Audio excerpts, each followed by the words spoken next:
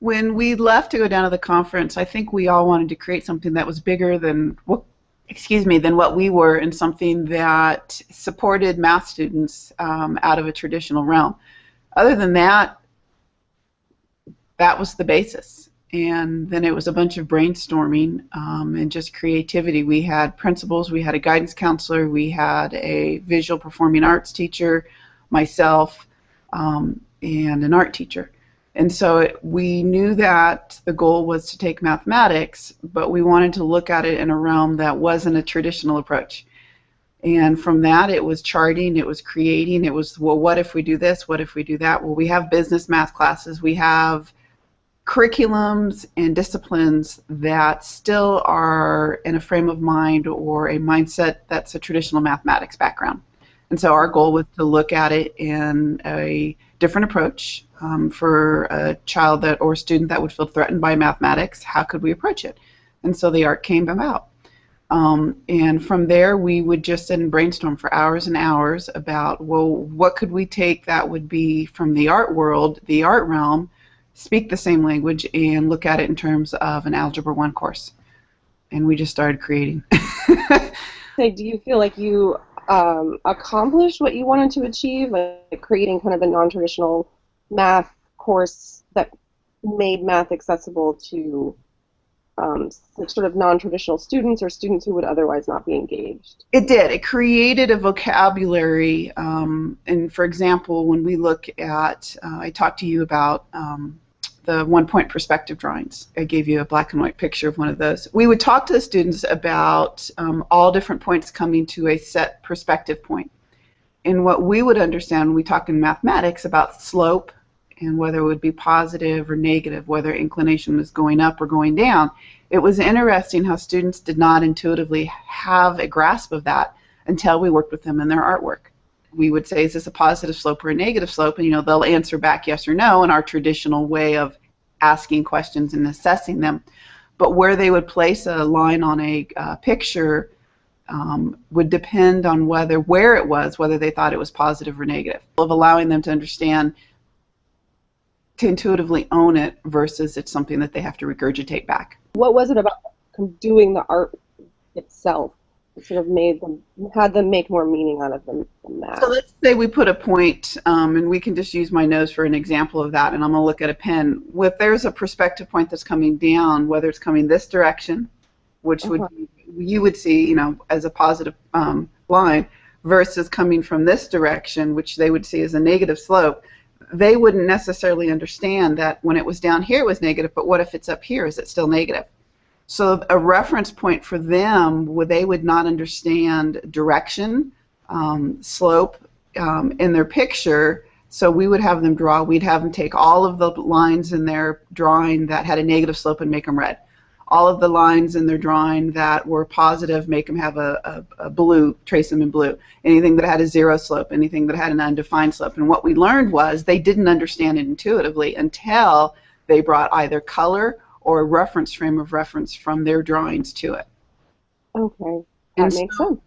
You know, a goal, again, I mean, that's for them to own it, but then their ability has to be able to calculate and use it. But that was a stepping point for them that later on, that was something that was taken for granted. Okay. We didn't have to go back and revisit and revisit and revisit, which we often do in mathematics for many of our either developmentally challenged or lower functioning or students that just, that's not their comfort zone. Okay, thank you. And I think at some point, well, when I share the samples of the student work, we could maybe talk more about that. But I wanted to continue asking some questions about implementation. So you talked about how you were, like how the course came together conceptually.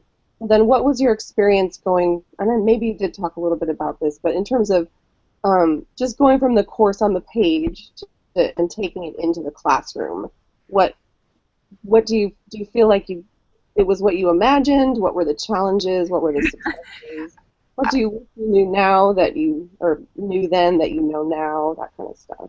I guess in order to support a student in a non-traditional method, we have to look in a non-traditional form of developing curriculum and developing a class lesson. For example, they'd come in their first drawing and we would be working on ratio.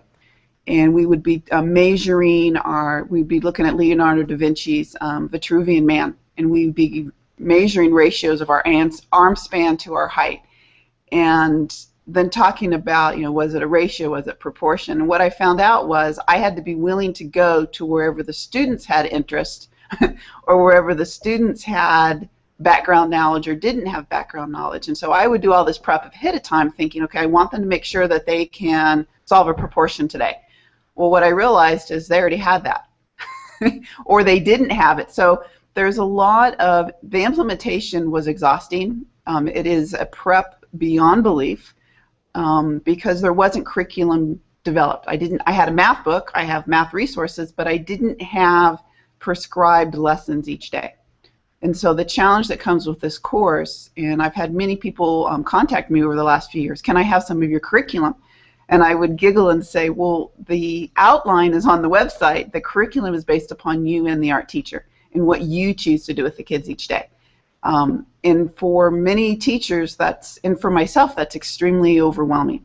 I would create one year, I taught it a couple years, and then I would go back and say, well, this didn't work, or this component of this was very successful, so I'm going to elaborate on this aspect of it. So some students, what I learned with that is your collaboration time with your co-teacher is imperative. Having prep time set up and allocated together, but also having the ability to have time to be in each other's space and classroom. And those are the logistics that come about, as finances come, and courses and allocation of sections per teachers. And I mean, that's an administrative challenge. But going in for that as a teacher, I'm off track a little bit with this, but that's the big picture concept in order to set up this course, is knowing that the teachers have to have time to communicate together. They have to have time to be in each other's classroom. And I think for success of longevity, they also have the ability to have days together where they can create, which was something we really didn't have in the beginning or know that we needed, because we were just in the trenches trying to create each day. So there's outline on the website from the course, but the day-to-day activities is something that's got to be dealt with based on the needs of the children. We ran it two different ways. This course is set up for two different class periods, so that they're getting their visual performing arts and they're also getting their mathematics for their A through G requirements. And so the first year we ran it two different periods. So let's say period 2 they'd have art, period 3 they would have math. And the next year we ran it on what we call an A-B schedule, so they alternated math and art every other day. There were drawbacks to both. What we noticed is the students had a harder time going from art to mathematics. So if the art period was first, the mathematics period was second, it was pulling them, which is quite interesting, that was the whole point of the course, was pulling them out of their artistic frame of mind into their analytical frame of mind. So in an ideal world, we not only had, like my prep was during the art period, and the art teacher's prep was during the math period. So that allowed us to, I would work often in the room just to hear what was going on, or we would trade off and say, well, the next 2 days I'll take them for both the art and the math, allow you to go prep and create for some activities. And so it required a flexibility with administration, with the office knowing where we were, where to find us, because the art building traditionally is not right with the mathematics classroom. So in an ideal world, that allowed, in which we had that, with the principal to know what we were doing ahead of time. So great communication. Bringing in the technology was absolutely imperative. We had a classroom set up of Mac computers, and so they had online portfolios. And I was also, and that was the beginning of a Google Docs, I had email accounts where they would come in, log on, and their assignment would be right there on it. And so how the room's set up as far as having a computer in front of them and having art stations set up for them, having a traditional classroom once in a while where they were able to just focus on their own in a desk on a one-on-one basis. So it does require, and then breakout time. getting together at least once a month. Preferably it was once a week. We were meeting once a week to create for the following week, but to also summarize for that week. I hope that helped. Did that say? Yeah, no, it helps. I mean, I think it helps people to know that there needs to be a common prep time for the math teacher and the art teacher, and how much time is involved in just outside of the classroom, kind of working on planning the curriculum and that sort of thing. And I think I'm glad that you mentioned that the courses as they're written and presented by UCCI it's just a framework. So it's assignments and kind of an overview of the purpose of the work, but there's no curriculum. And the idea behind that is that it's really up to the teachers that implement it what the assignments look like in the classroom. And I think for some people that's very liberating, and they can really give their population of students what they need because of that, because there's no pre-written curriculum. But also that can be really daunting because teachers don't have a ton of time to set aside to be able to put together their own curriculum. So I feel like you hit on that. Yeah. Correct. And in any true perspective, and you look at the different units, you'll say, well, why wasn't this covered in depth? Well, there are always going to be mathematics that you're just going to have to focus on. And I'm going to step, if you don't mind, for a moment to what our requirements are in public education as far as the state standards and the state testing, and remind people that this was created under our old standards. And so we were stuck in that frame of mind. Well, we didn't have our 26 checklist of standards that we need to cover. And I remember over and over the UC saying, that's not important to us. We want students that come to us in college that can think. And so we were required with this dichotomy to create curriculum that still met the standards, the old standards, but at the same time it was the bouncing board, the beginning step to move forward to where we are now with the Common Core. So I see, some things possibly that you could be rewritten, but this course also now fits the approach of the Common Core, of what our goal is with the students within a classroom. So that in its own is so much more liberating for us, because I didn't have to say, okay, I've covered all this with the Da Vinci course, but I still have to go back and do these specific things because I'm required to by law.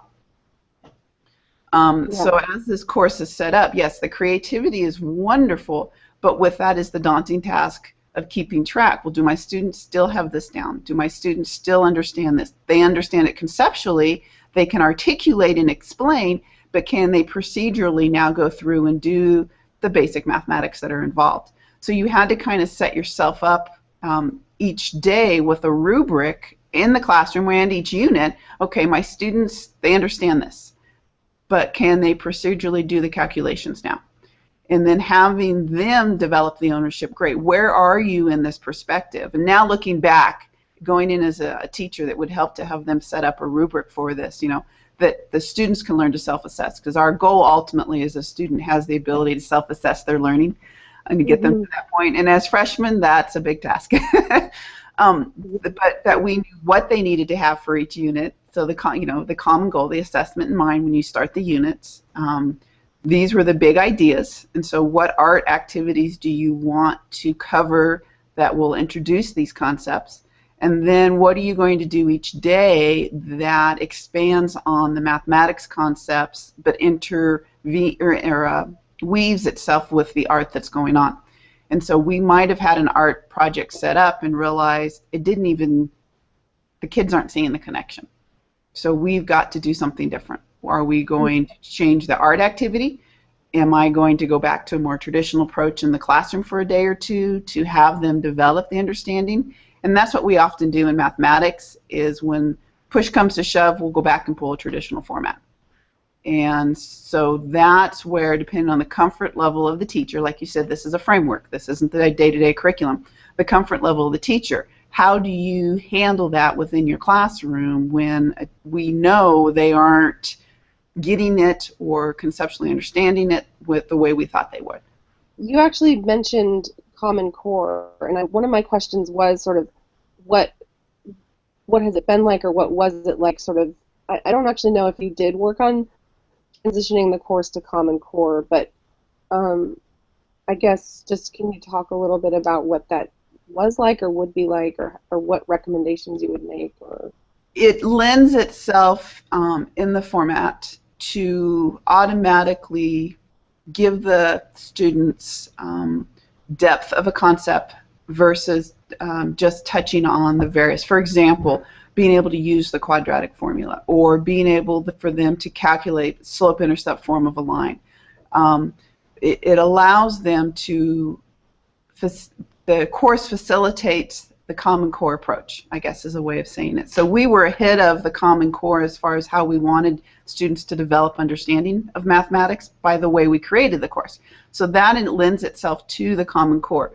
What the challenge is now with this course is the actual specific content that's in it that still has to see some revamping, because the content has shifted in what's covered now with the Common Core. So much of the Da Vinci course is now covered in the 8th grade mathematics courses.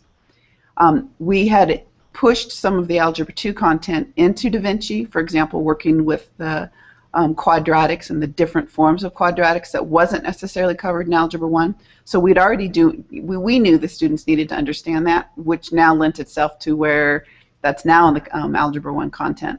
So the approach of the course, to summarize, automatically lends itself to more of the Common Core facilitation of curriculum.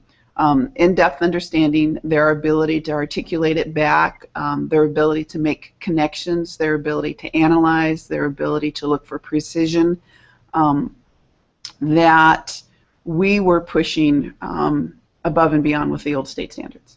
You had mentioned in a previous conversation that depending on the student population in the classroom, like the type of student or the skill level, that implementation, like from class to class, could change. Can you talk a little bit about that as well? So initially, this is a marketing approach. We went down to the 8th grade and talked to them about what were their options for high school mathematics as far as their Algebra 1 courses. And we also worked with the counselors. And the first year, the counselors put many of our students that were at the tipping point of whether they should even be going on to Algebra 1 or going back into some remedial support mathematics. And so that created additional challenges in the classroom. And some of those students were in there because of their discipline issues. Some of them were in there because of their home life situations, their attendance issues. Some of it was actually mathematics was a struggle for them. And so when you're looking at creating this course for the first time, a high recommendation would be give some success to the teachers by giving them a spectrum of level of students. Don't target just one population of students, because it set up some challenges. It set up, I spent a lot more work developing a class culture in the beginning that would not necessarily have had to been set up depending on the buy-in of the students coming in. So having students that want to take the course versus having students that were put in the course because the counselor thought they should be put in the course would be a high recommendation as this is created the first few times. We all know that if we have student buy-in, we have higher success. The challenge on creating that at the beginning of a course needs to be very present with the type of students that come into the course. So working with the middle school, which is depending on whether you're a unified district K-12 or just a high school district, the type of students that come into the course to be articulating so that they know what they're getting into. You spend a lot of time developing that culture and that community within a classroom. And we all know once we have that, our success rate goes up, and we spend a lot less time in discipline and much more time inspiring within a classroom. So we had both situations. We had students that just were passionate about wanting to be in this course. We also had counselors putting students in here because they needed it. They needed a different approach. And so just keeping that in perspective, that puts some additional challenges on the teacher when you're developing the activities in the classroom. A traditional classroom, when you're doing paper and pencil and you're working on worksheets, that's not as high of a need as when you're collaborating in groups and you want 100% participation in a class, in this type of a class, you have to have that for it to be successful.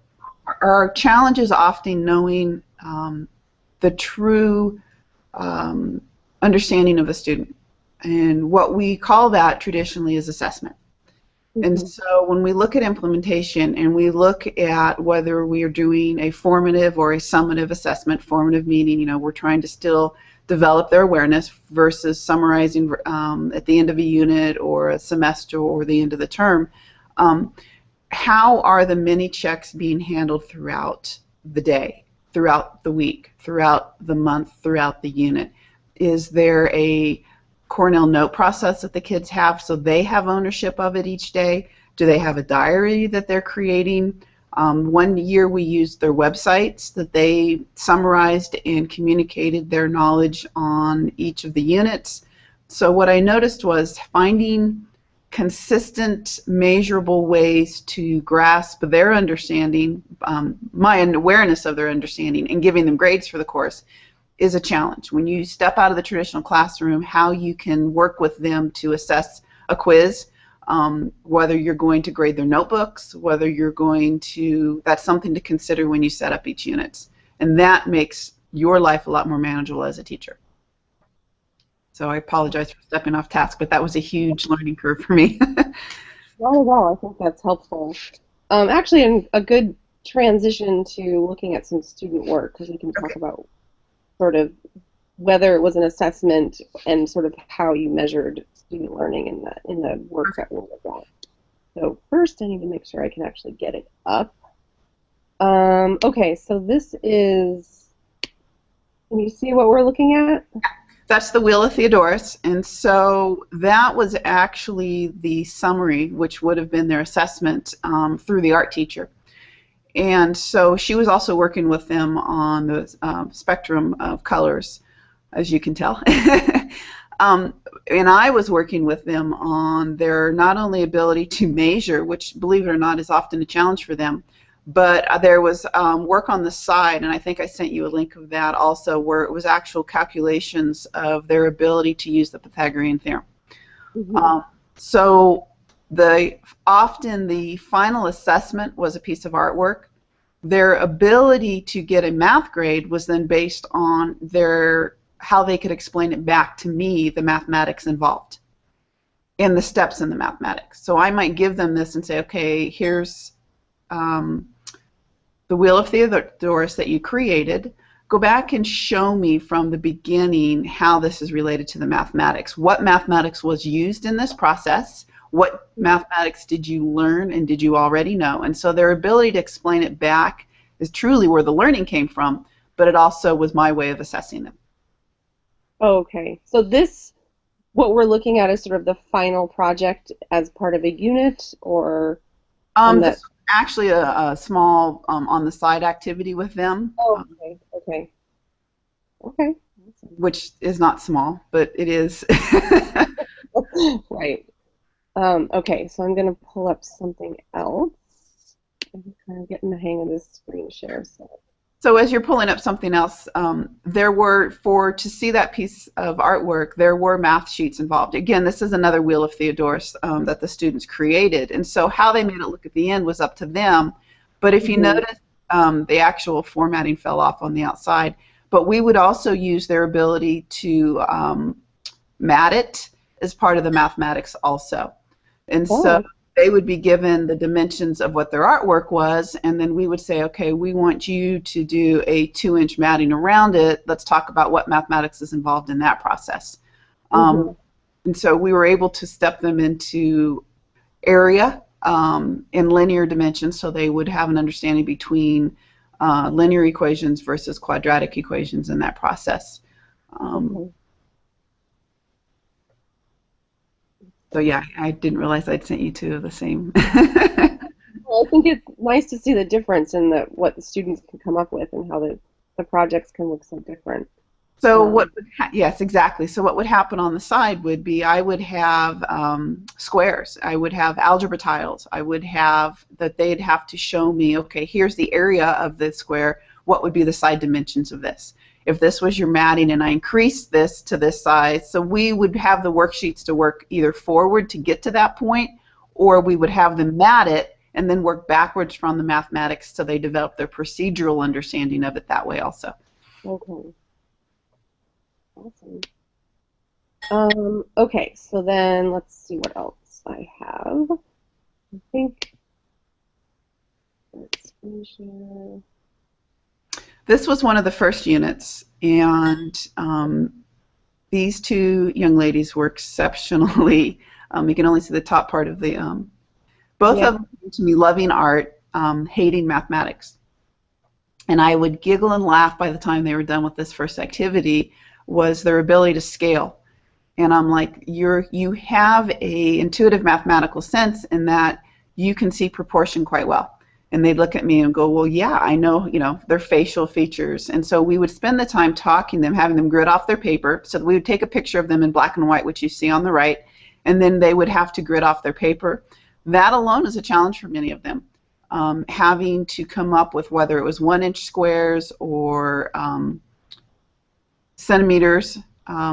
So once they had the ability to actually work with a ruler, which was very non-artistic, but very fundamental to their ability to calculate proportion. And so we would say, okay, if we're going to look at 3 grids to the left and 2 up, so it would have them start working on a coordinate system, is the nose in the exact same spot or that tooth in the exact same grid? And then we'd have them also what we call direct variation, where we would take the picture in the bottom right, put it in the corner, and if it was proportionate, then when you drew a line through the grids, they would line up exactly. So it started having them own it on a line, working with linear proportion. It would have them work with quadratic proportion. And so they developed their ability to understand what proportion meant by enlarging or shrinking artwork. Okay. That's such a perfect application for it, too. Yes. I mean, it makes sense. Okay, and then I think I actually have one more sample of the same project.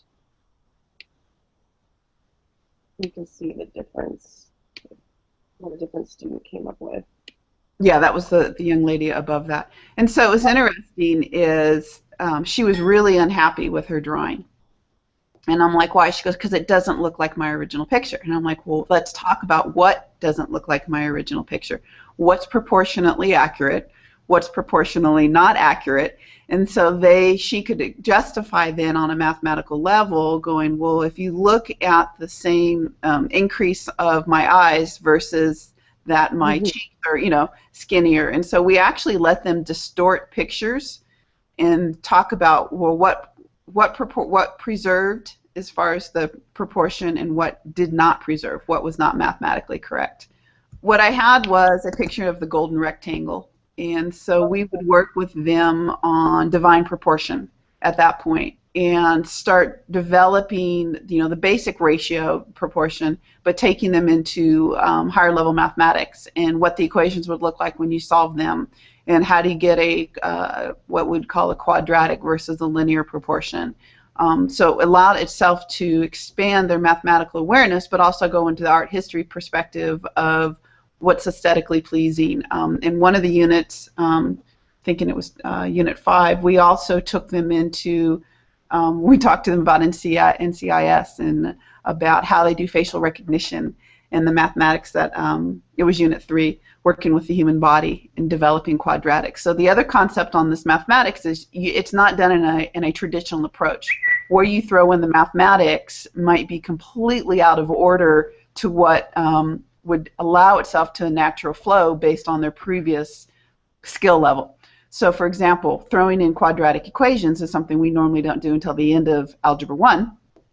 Throwing that in the beginning, okay, these are quadratics, we're going to be investigating the mathematical skills needed behind this, and so you would work with them on what they needed for that unit. And so that was something that we hadn't really talked about, where instead of leading itself up each unit to the skills, we would pull in the skills, and that requires work with the art teacher and the math teacher and some background with your level of students to know, okay, these are the things I need to make sure they have down in order to be successful in this unit. So let's start the unit. We're going to work on quadratics. Okay, today in order to do this class, these are the basic skills you need to be able to do. which might be we're going to work on basic factoring today. So that's how the artwork and the mathematics would go together in a different approach. Yeah, I like it though. I mean, it kind of illustrates what we talk about all the time, which is authentic integration, which is sort of having assignments that really require the application of both sets of skills. You know, the artistic skills they're learning as well as the mathematical skills. And the assignments, all of the ones that you've talked about, really lend themselves to learning both, so it can enhance the student's learning of both sets of skills in a way that's like meaningful and authentic, and not just sort of weird and or logical. Exactly. And if, to be honest, I think this is some personal philosophy, but I think it lent itself to the communication we had with the UCs is we want students that can think. We want students that have a healthy approach of inquiry, of investigation. And so giving them the opportunity and saying, okay, today you're learning this because this is what's on the schedule for the year, versus, well, what would we need to know to do this? What do you need to be able to solve? So keeping as much as the inquiry, facilitation of inquiry process to keep them successful and being lifelong learners will allow them to investigate on their own and allow us as facilitators of their knowledge to bring in and support and redirect in the mathematics versus, okay, today you've got to do this. We're going to learn how to solve quadratic equations because this is what I need to make sure you have down by the time you leave my class. Yeah, no, that makes sense. And I think that's a good note to end on, unless you had anything else that you wanted to share before we sign off. Nope, I think we're good. Thank you. All right. Thank you so much for sharing your time and for dealing with our technical and logistics. I feel like people are going to kind of get the information they need, and if there's some follow-up questions, maybe we can figure out if there's a way for you to address them. But otherwise, I feel like this will be a good resource for people to learn more about the course and what it's really like, kind of teaching it in the classroom and implementing it. Thank you, Katie. Yeah, thank you. Okay, bye. Bye-bye.